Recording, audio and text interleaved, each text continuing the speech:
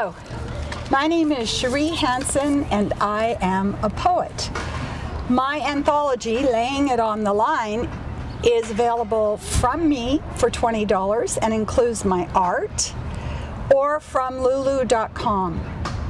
I have been supported and encouraged by such people as Gabor Mate, the therapist, by Thurston Moore of Sonic Youth, by XK Kennedy, the poet in residence at the Museum of Modern Art, and by Betsy Warland, who is the head of the creative writing department at Simon Fraser University. You may contact me for more information about my book if you wish to purchase one. Find your place. The map is not territory. Molting unicorn wildernesses, masking trees, the slant of shapes between positive, negative, negative, positively right or wrong, the place the body dwells, pulses like flashing frames, brain worlds, the slices. We cannot find our footing in the flow. Silver, unseen, floods of all time at once. The physics of magic dictates we cannot stick a pin in that and call it now.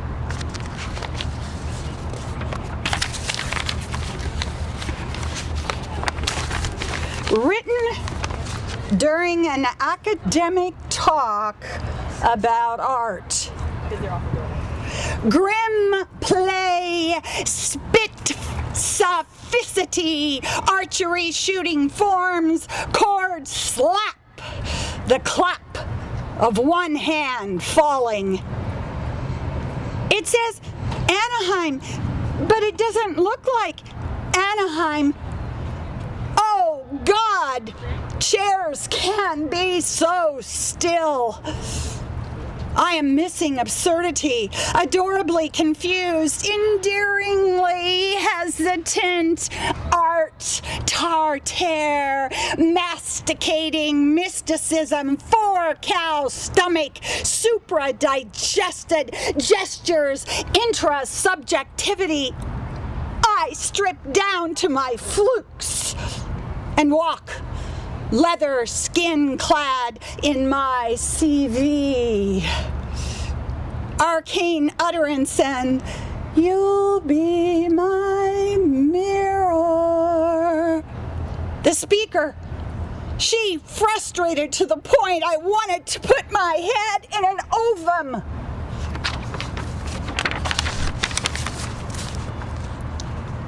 If I were a music box, I would be easy wind, long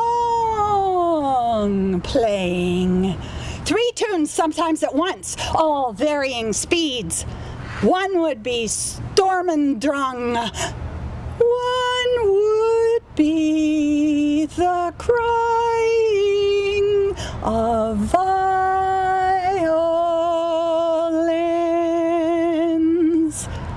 and one would be pizzicato, like a giggle.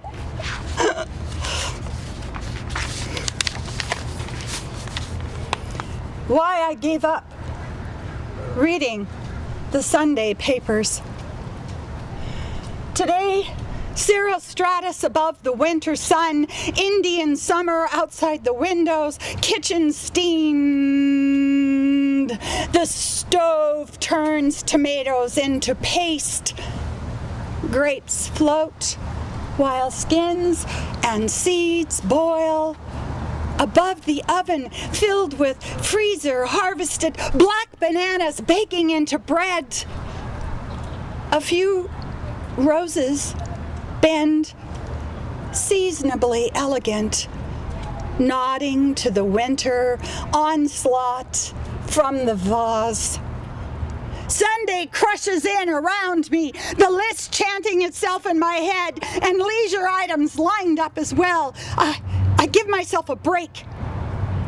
Gloved on the deck, reading the baby-killing news, running over their heads, dropped from canyons, starving them in basements, rattling the brains dead out there. The newspaper full of slaughtered innocents. I want to stop the sun to truly heat the children, torn, unripened, so carelessly sown into a freezing place beyond my windows.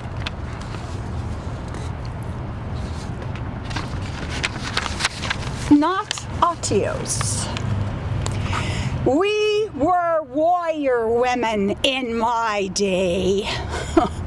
The corsets could sprain your thumbs, pulled tourniquet on thighs and stomach. The acid bath of at-home perms could sear the cilia out of nose and ears. My mother wound the skin in the first round of curls to help it take. We could sit upright, straight, on backless chairs, or brace ourselves in cars, indomitable at the slam of brakes. All day we smiled, a flinch as pinching earrings clipped our heads, the indentation at the end of day a brilliant red.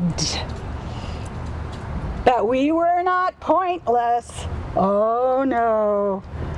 Our shoes shoved tight in sword-like feet and bras. Oh, we had an aim and were well sheathed. We knew that beauty had a price.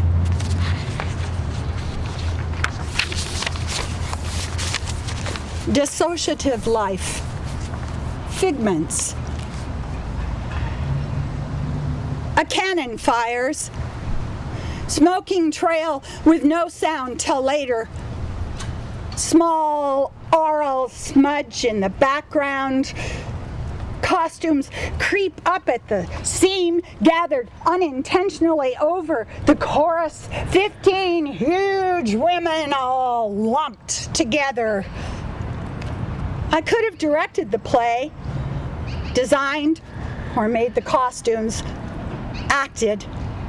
I could be a thin, hard Valkyrie or volunteer pouring juice at the counter, head down, apologetic. I could be dead, meeting my lover beyond the tunnel. What am I? What is my work? Let the cycle go, play itself out, the water on the shore, dragging the lines long, then away. I am a voice. I am a mind. Film, poetry, the sharp, distinct image, the flash leaving the audience to see what can be seen with only a sound. After the event.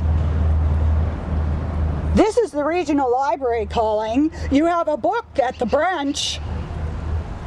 This is the regional society calling. A fruit promising blossoms has appeared. A pear, a prune, a peach, depending on the angle. Faint trail of juice will be heard after the event. In this production, my goldfish are huge because the water is stagnant.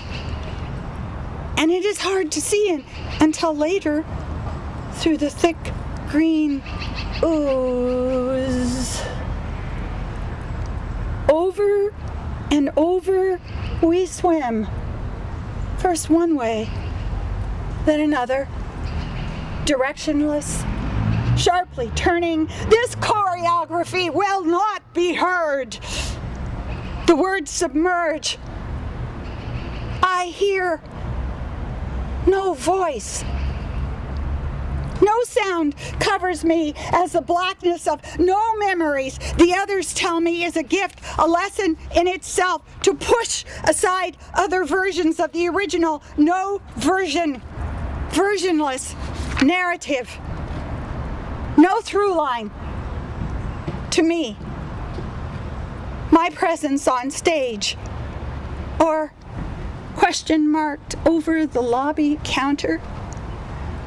I listen to no voice and hear only breathing. Breathing, quick and panic stricter, and the other breathing, asthma whistling through a bull's nose, waiting. He must have kept his mouth shut tight to keep out the air. I lost his voice, although he named me Cherie. Cherie, flirtatious name, a name from the streets of France. While I have no map to my streets, no direction home, a catch at my throat, his hands, I imagine, lifting me objectionless all the way off my base, legs swinging their weight, a rehearsed hanging.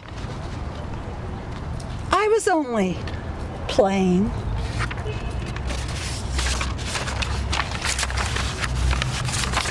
Recounted. Words have kept me here. Whole, covered me entire. The warmth of blanket bravery cradled me, rocked me in ancient trees of narrative winds among the branches of my voice, the teacher's voice, the other's voice, the one who holds the thread to follow out of tornado chaos back to the triumphant lives engraved on pages.